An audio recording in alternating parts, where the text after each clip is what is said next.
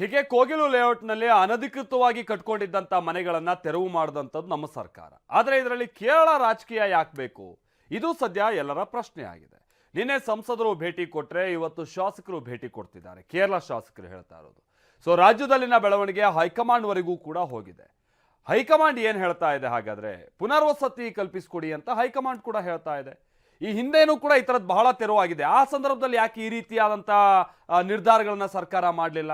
ಇದನ್ನು ಕೆಲವರು ಪ್ರಶ್ನೆ ಮಾಡೋಕೆ ಕೂಡ ಶುರು ಮಾಡಿದ್ದಾರೆ. ಇದೀಗ ಹೈಡ್ರಾಮದ ಬಳಿಕ ಸಂತ್ರಸ್ತರ ಗೋಳನ್ನು ಆಲಿಸೋದಕ್ಕೆ ಜಮೀರ್ ಅಹಮದ್ ಖಾನ್ ಸ್ಪಾಟಿಗೆ ಬಂದರು.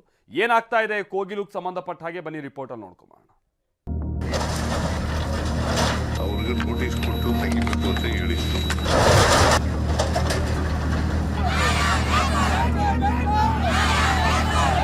very unfortunate and unconstitutional activity done by the Siddaramaiah-led government, Congress-led government. Chief ಮಿನಿಸ್ಟರ್ಗೆ ಹೇಳಿದ್ದೀವಿ, ನಮ್ಮ ಈಗ ಅವರಲ್ಲಿ ಏನಾದರೂ ಇದಾಗ್ತಾರ, ಅವರಲ್ಲಿ ಕೆಲವು ನಾವು ಇಂಟರ್ಫಿಯರ್ ಆಗ್ತದ.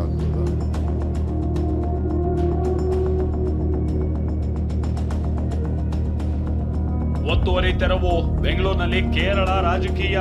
It's very unfortunate and unconstitutional activity done by the Siddaramaiah-led government, Congress-led government. ರಾಜ್ಯದ ವಿಷಯಗಳಿಗೆ ಮೂಗು ತೂರಿಸ್ತಾ ಇರೋ ಕೇರಳ.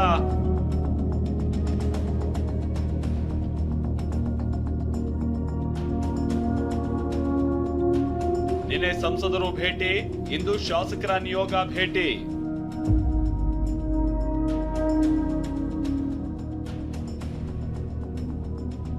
ಕೋಗಿಲು ನಿವಾಸಿಗಳ ಕೂಗು ನಿಂತಿಲ್ಲ. ಸರ್ಕಾರ ಗಮನ ಹರಿಸಬೇಕು, ಸಂತ್ರಸ್ತರಿಗೆ ಪುನರ್ವಸತಿ ಕಲ್ಪಿಸಬೇಕು, ಸರ್ಕಾರ ತನ್ನ ಜವಾಬ್ದಾರಿಯನ್ನ ನಿರ್ವಹಿಸಬೇಕು. ಇದರಲ್ಲಿ ಯಾವ ರಾಜಿಯೂ ಇಲ್ಲ. ಆದ್ರೆ ವಿಚಾರ ಏನಂದ್ರೆ ಬೆಂಗಳೂರಿನಲ್ಲಿ ಕೇರಳ ರಾಜಕೀಯ ನಡೀತಾ ಇರೋದು ಸಾಕಷ್ಟು ಚರ್ಚೆಗೆ ಕಾರಣ ಆಗಿದೆ. ಇದನ್ನ ಕರ್ನಾಟಕದ ಜನ ನೋಡಿ ಸುಮ್ಮನೆ ಕುಳಿತುಕೊಳ್ಳೋಕ್ಕೂ ಆಗ್ತಿಲ್ಲ. ಅಯ್ಯೋ, ನಮ್ಮವ್ರಿಗೆ ತೊಂದರೆ ಆಗ್ತಾ ಇದೆ, ಒಬ್ರ ಮೇಲೆ ಒಬ್ರು ಕೇರಳದಿಂದ ಬೆಂಗಳೂರಿಗೆ ಬರ್ತಿದ್ದಾರೆ. ಕೋಗಿಲು ಲೇಔಟ್ಗೆ ನಿನ್ನೆ ಕೇರಳ ಸಂಸದ ಭೇಟಿ ಕೊಟ್ರೆ ಇವತ್ತು ಕೇರಳ ಶಾಸಕರ ನಿಯೋಗವೇ ಭೇಟಿ ಕೊಟ್ಟಿದೆ.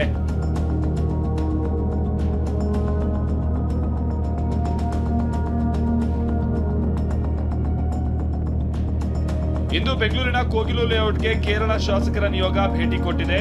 ಕೇರಳದ ಹಾಲಿ ಶಾಸಕ ಕೆಟಿ ಜಲೀಲ್ ಭೇಟಿ ಕೊಟ್ಟು ಪರಿಶೀಲನೆ ಮಾಡಿದ್ರು.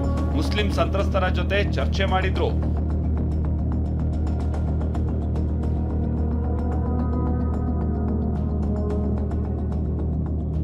ಒತ್ತುವರಿ ಮನೆಗಳ ತೆರವಿಗೆ ಹೈಕಮಾಂಡ್ ಕಳವಳ. ಮೊನ್ನೆಯಷ್ಟೇ ಕೇರಳ ಸಿಎಂ ಪಿಣರಾಯಿ ವಿಜಯನ್ ಟ್ವೀಟ್ ಮಾಡೋ ಮೂಲಕ ಸರ್ಕಾರದ ನಿರ್ಧಾರವನ್ನ ಖಂಡಿಸಿದ್ದರು. ಬುಲ್ಡೋಸರ್ ರಾಜ್ನ ಕ್ರೂರತೆ ಬಯಲಾಗಿದೆ ಅಂತ ಅಸಮಾಧಾನ ಹೊರಹಾಕಿದ್ದರು. ಇದೀಗ ಕೇರಳ ರಾಜ್ಯದ ಒತ್ತಡಕ್ಕೆ ಕಾಂಗ್ರೆಸ್ ಹೈಕಮಾಂಡ್ ಮಣಿತೋ ಏನೋ ಗೊತ್ತಿಲ್ಲ. ಸಿಎಂ ಡಿಸಿಎಂ ಜೊತೆ ಮಾತನಾಡಿರುವ ಕೆಸಿ ವೇಣುಗೋಪಾಲ್ ಸಂತ್ರಸ್ತರಿಗೆ ಪರಿಹಾರ ಪುನರ್ವಸತಿ ಸೂಚನೆ ಕೊಟ್ಟಿದ್ದಾರೆ. ಇದಕ್ಕೆ ಸಿದ್ದರಾಮಯ್ಯ ಡಿಕೆನೂ ಓಕೆ ಅಂತ ಹೇಳಿದಾರಂತೆ. ಈ ಬಗ್ಗೆ ಕೆಸಿ ವೇಣುಗೋಪಾಲ್ ರೇ ಟ್ವೀಟ್ ಕೂಡ ಮಾಡಿದ್ದಾರೆ. ಬೆಂಗಳೂರಿನ ಕೋಗಿಲು ಗ್ರಾಮದಲ್ಲಿ ಅನಧಿಕೃತ ಕಟ್ಟಡ ನಿರ್ಮಾಣಗಳನ್ನು ತೆರವು ಬಗ್ಗೆ ಕರ್ನಾಟಕದ ಮುಖ್ಯಮಂತ್ರಿ ಸಿದ್ದರಾಮಯ್ಯ ಮತ್ತು ಡಿಸಿಎಂ ಡಿಕೆ ಜೊತೆ ಮಾತನಾಡಿದ್ದೇನೆ. ಇಂತಹ ಕ್ರಮಗಳನ್ನು ಎಚ್ಚರಿಕೆಯಿಂದ, ಸೂಕ್ಷ್ಮತೆ ಮತ್ತು ಸಹಾನುಭೂತಿಯಿಂದ ರಾಜ್ಯ ಸರ್ಕಾರ ಕೈಗೊಳ್ಳಬೇಕಿತ್ತು. ಎಐಸಿಸಿ ಈ ಘಟನೆ ಕುರಿತು ತೀವ್ರ ಕಳವಳ ವ್ಯಕ್ತಪಡಿಸಿದೆ. ಸಂತ್ರಸ್ತರಿಗೆ ಪರಿಹಾರ ಮತ್ತು ಪುನರ್ವಸತಿಯ ಬಗ್ಗೆ ಸಿಎಂ ಸಿದ್ದರಾಮಯ್ಯನವರು ಪರಿಹಾರದ ಭರವಸೆ ನೀಡಿದ್ದಾರೆ. ಕೇರಳ ಸರ್ಕಾರ ಮೂಗು ತೂರಿಸೋದು ಬೇಡ ಎಂದ ಡಿಕೆ. ಕೇರಳ ಸರ್ಕಾರ ಮೂಗು ತೂರಿಸೋದು ಬೇಡ, ಹಿಂಬಾಗಿಲಿನಿಂದ ರಾಜಕೀಯ ಬೇಡ ಅಂತ ಡಿಸಿಎಂ ಡಿಕೆ ಕೆಂಡ ಕಾರಿದ್ರು. ನಾವು ಇವ್ರಿಗೆ ಹೇಳಿದೀವಿ, ಚೀಫ್ ಮಿನಿಸ್ಟರ್ಗೆ ಹೇಳಿದೀವಿ, ನಮ್ಮ ಈಗ ಅವರಲ್ಲಿ ಏನಾದರೂ ಇದಾಗ್ತಾರ, ಅವರಲ್ಲಿ ಕೆಲವು ನಾವು ಇಂಟರ್ಫಿಯರ್ ಆಗ್ತದ. ಏನಾದ್ರು ನಾವು ಇಡೀ ದೇಶದಲ್ಲಿ ನಮಗೆ ಗೊತ್ತಿದೆ, ನಮ್ದೊಂದು ನ್ಯಾಷನಲ್ ಪಾರ್ಟಿ ಒಂದು ಇತಿಹಾಸ ಇದೆ. ಜಾತಿ ಮೇಲೆ ಹೋಗೋಕ್ಕಾಗಲ್ಲ, ಕಾನೂನು ಎಲ್ಲರಿಗೂ ಒಂದೇ. ಎಲ್ಲ ಲಿಸ್ಟ್ ಕೂಡ ನನ್ನ ಹತ್ರ ಇದೆ.